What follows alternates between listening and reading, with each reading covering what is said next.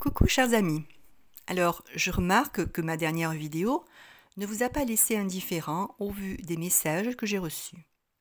Je suis bien consciente que les transits actuels sont difficiles à vivre et leur maîtrise est laissée à l'acceptation de chacun de nous. Pourtant, il y a toujours, dans ces thèmes de nouvelles et pleines lunes, un ou des transits bénéfiques sur lesquels nous pouvons nous appuyer. Par conséquent, je le répète encore et toujours, nous avons notre libre arbitre. Nous seuls décidons de la manière dont nous allons aborder les obstacles. Alors choisissons d'aller vers ces clés positives que nous offrent les astres, épousons le changement, les transformations. Pour ma part, j'ai choisi de rester réaliste, objective dans mes analyses et je m'efforce autant que je le peux de vous apporter des pistes pour aborder les transits dans les meilleures conditions. Je pense dans l'ensemble y arriver et je vous remercie tous de me suivre. Pour les nouveaux abonnés, je me présente, je suis Gabrielle, astrologue, cartomancienne et numérologue. Je vous invite donc à partager les vidéos, à vous abonner et à cliquer sur le pouce en l'air si vous aimez mes lectures. Merci d'avance, merci infiniment. La pleine lune du 12 août 2022 aura lieu à 1h36 heure de Greenwich. Le soleil est à 19,21 degrés du Lion et la lune à 19,21 degrés du Verseau, sur l'axe où la volonté d'être reconnu s'oppose à notre besoin d'élargir nos réseaux, notre tissu amical. La prise de conscience de notre affranchissement est mise en lumière, mais il va falloir se surpasser, se renouveler pour gagner notre pouvoir d'évolution dans ce monde Verseau, extra large, infiniment grand. La Lune est conjointe à Saturne, donc par nos expériences passées ou à venir, nous allons calmer nos inquiétudes en toutes circonstances. On dit souvent, 100 fois sur le métier, remettre son ouvrage. C'est ce que je disais plus haut. Examinons le côté positif de la situation, modifions notre angle de vision, servons-nous de notre sens critique, posons-nous les questions sur ce que nous vivons pour engager les réformes pour notre bien-être personnel. Les résultats ne seront pas immédiats car Saturne est rétrograde et carré à Uranus-Mars. Donc ici, le travail ce sera de se modérer et d'éviter de se jeter la tête la première sans réfléchir. La pleine lune forme un T carré avec la triplette Uranus, Mars et nœud nord, ceci dans les signes fixes. Il y a là, c'est le focus de ce thème, une volonté, une détermination à s'engager dans l'action sur le champ de manière intuitive parce que le défi c'est d'arriver coûte que coûte à notre but, notre mission de vie. Nous aurons besoin de nous imposer sans tenir compte de la réalité et des risques. C'est là qu'il faudra user de modération, de patience et se dire que nous ne pourrons pas avoir tout et tout de suite. Il faudra du temps. De plus, malgré une pleine lune qui en principe devrait apporter de la clarté sur nos situations, nous aurons un certain brouillard ralentissant notre avancement, nous causant une certaine frustration, désillusion. Pour certains, dont la patience a ses limites, la coupe sera pleine, la dépendance va devenir insupportable et donc ils vont rejeter les points d'appui étouffants qu'ils avaient jusqu'alors. Dans une situation critique, il y a une libération naturelle, un affranchissement des obligations avec un sentiment d'invincibilité. Il y a un risque de conflit, Soleil-Mars en carré, ce sont deux pouvoirs qui s'affrontent. Le pouvoir de l'action face au pouvoir solaire avec ses modèles, son ordre. En fait, chacun, en fonction de son thème natal, a un degré de supportabilité face à ce T carré. Je dirais juste écoutez votre cœur, qu'est-ce qu'il vous dit? Et ça ne se cantonne pas au côté sentimental, on écoute son cœur pour tous les secteurs de notre vie. Ensuite, pour en terminer avec ce T carré, nous pouvons avoir une très grosse contestation, une révolte du peuple, de la foule, face à un pouvoir intransigeant, voire tyrannique. Des conflits armés qui démarrent, des accidents climatiques qui touchent à l'élémentaire et feu, des accidents domestiques, une recrudescence de problèmes cardiaques avec des interventions chirurgicales. Les énergies sont très fortes dans ce sens-là.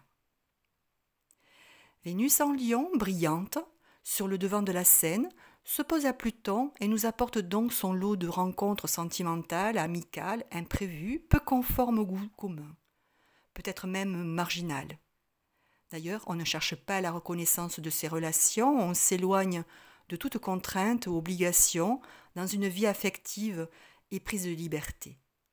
Nous pourrions, avec cette opposition aussi, alterner les deux postures, c'est-à-dire par moments se montrer en couple, en représentation de façon solaire, et par moments vivre à deux, cachés, sachant que c'est un transit qui ne dure que quelques jours. Nous avons aussi dans ce thème un bateau qui va nous soutenir dans notre créativité et notre communication. Le fond du bateau est représenté par le sextile entre Neptune et Mars-Uranus. Les côtés du bateau sont eux représentés par un sextile de Vénus à Mars et un sextile de Neptune à Pluton. Enfin, nous avons 3 trigones transversaux, un entre Vénus et Neptune, un entre Mars et Pluton et un dernier entre Uranus et Pluton. Neptune est très bien aspecté dans ce thème et va être d'un grand secours dans nos actions en nous insufflant les bons pressentiments. L'intuition s'adjoint à l'action logique. On pourra parler de providence pour certains. Les émotions seront exaltées, la notion d'amour universel est très présente avec l'union des cœurs, que ça passe par un support transcendantal comme la foi, la religion, la spiritualité, ou pas d'ailleurs. Faisons de nos rêves une réalité, c'est possible avec ces transits si nous en donnons les moyens, et surtout si nous persévérons. Le goût de l'effort au service de notre plaisir, de nos désirs. Ce bateau nous montre aussi presque une illumination pour résoudre un problème, justement ce problème qui nous paraissait nébuleux, avec des propositions impromptues et insolites. Il faudra les saisir. Mercure est en Vierge, en maîtrise, la communication est efficace. La planète est en trigone à Uranus, c'est la capacité de faire une synthèse de la situation sans pour autant renoncer à son analyse. C'est un transit très complet pour résoudre des situations complexes, car les questionnements trouvent des réponses. Alors n'hésitez pas à les poser, les questions qui s'imposent. Jupiter n'est pas aspecté sur ce thème, et donc ne l'influence pas, mais il est rétrograde depuis le 29 juillet et jusqu'au 24 novembre 2022. Il est question donc durant cette période de relire vos contrats, qu'ils soient sentimentaux, financiers ou professionnels, pour y apporter peut-être des modifications. Par contre, il est déconseillé durant cette période de conclure de nouveaux contrats. Abstenez-vous si possible sous peine de devoir les renégocier dans quelque temps. Alors bien sûr, c'est un conseil, vous avez tous votre libre arbitre. En conclusion, une pleine lune qui nous parle encore d'une régénération, d'une rupture avec l'ancien.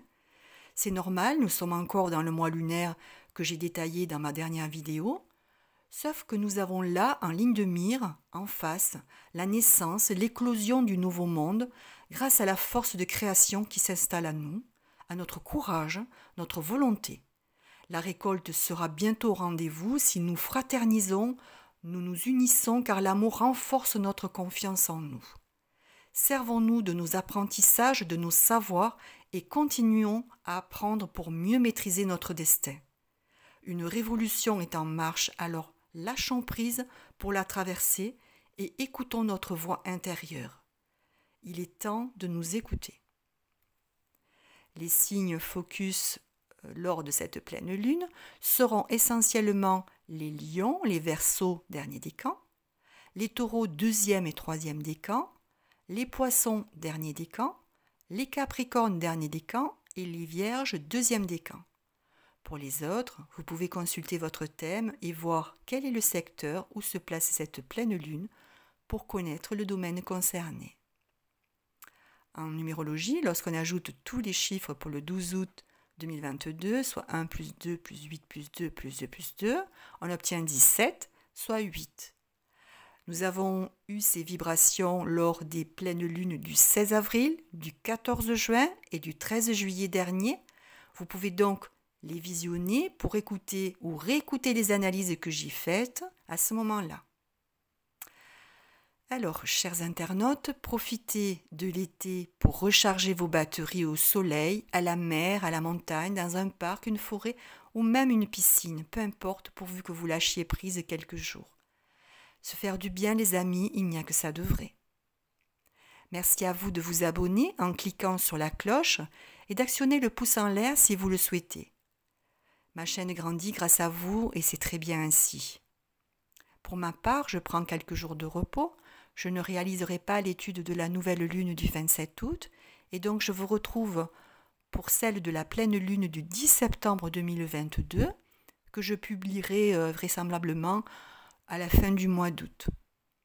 N'hésitez pas en attendant à me contacter par mail avenir-et-symbole@orange.fr si vous avez des questions, je vous réponds dès que possible. Bisous à toutes et à tous, un très bon mois d'août, à bientôt.